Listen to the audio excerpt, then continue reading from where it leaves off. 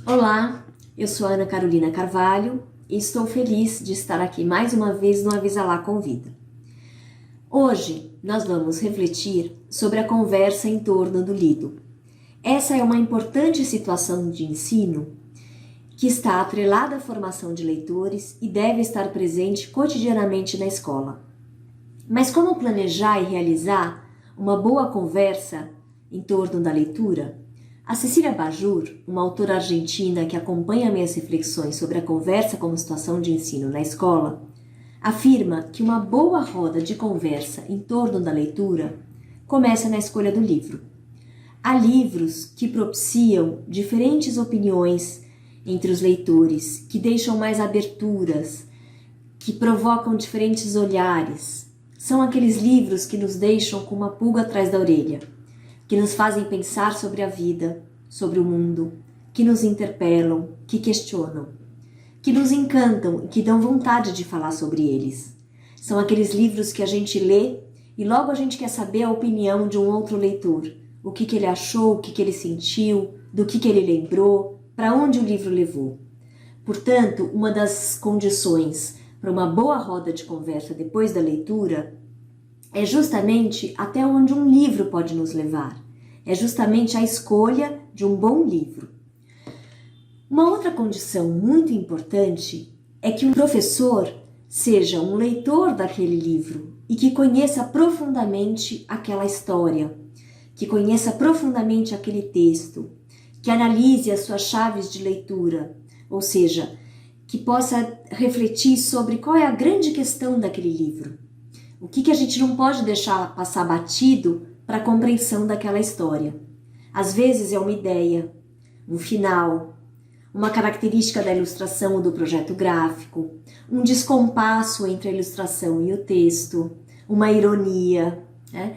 Então é importante conhecer o livro, conhecer bem as chaves de leitura e é preciso também imaginar essa cena de leitura da conversa, ou seja, pensar no grupo para o qual se vai ler, pensar naquilo que o grupo já conhece, nos textos que já leu, como são aquelas crianças, aonde você pode convocar aquelas crianças em relação àquela leitura, o que elas já podem perceber, o que você acha que você vai ter que provocar com boas perguntas, né?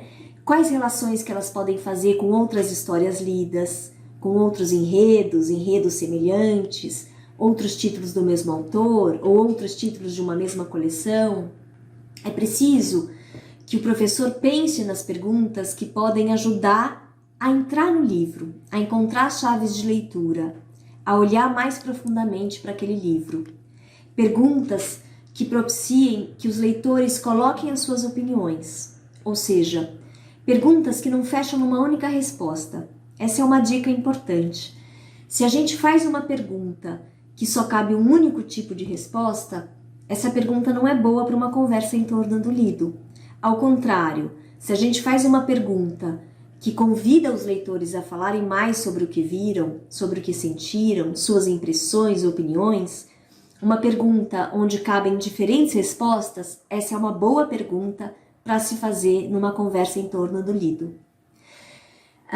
Expressar a própria opinião, a impressão, né? Falar sobre o que pensa, o que sente, são, aliás, aprendizagens importantes a serem garantidas na escola. Se a gente tomar a BNCC, para a educação infantil, por exemplo, observaremos que um dos direitos de aprendizagem e desenvolvimento para as crianças pequenas está na capacidade de se saber expressar, ou seja, saber dizer o que pensa, o que sente, a sua opinião. Coisa que uma boa roda de conversa em torno do lido pode muito bem favorecer. É importante dizer também que, embora o professor seja esse leitor mais experiente, conhecedor do livro, ele não deve se colocar como o detentor da verdade, né? Ou seja, como aquele que tem a única verdade sobre o livro, que tem uma resposta final, né? Ao contrário, ele deve estar aberto às diferentes opiniões das crianças, outros olhares, a caminhos diversos que podem surgir quando leitores diferentes leem o mesmo livro e se encontram para falar sobre ele. Portanto, planejar é importante, é fundamental imaginar essa cena da leitura, prever essa cena da leitura, mas também estar aberto às surpresas que podem surgir. Por último, é sempre bom lembrar que apenas ler e ouvir uma história lida não garante uma boa roda de conversa. Essa é uma aprendizagem que deve ser cultivada na escola, por meio de muito planejamento, de muitas participações em rodas de leitura seguidas de conversas, dos registros que podem ser feitos dessa importante situação de ensino de aprendizagem, de uma reflexão sobre quais são as boas perguntas, as perguntas que ajudam, as perguntas que não ajudam os leitores a se colocarem. E quanto a gente pode aprender com uma boa roda de conversa. Olhamos os livros com outros olhos, aprendemos a respeitar diferentes opiniões, a compreender melhor o que pensamos sobre aquele livro ou aquele texto, a rever nossas próprias opiniões.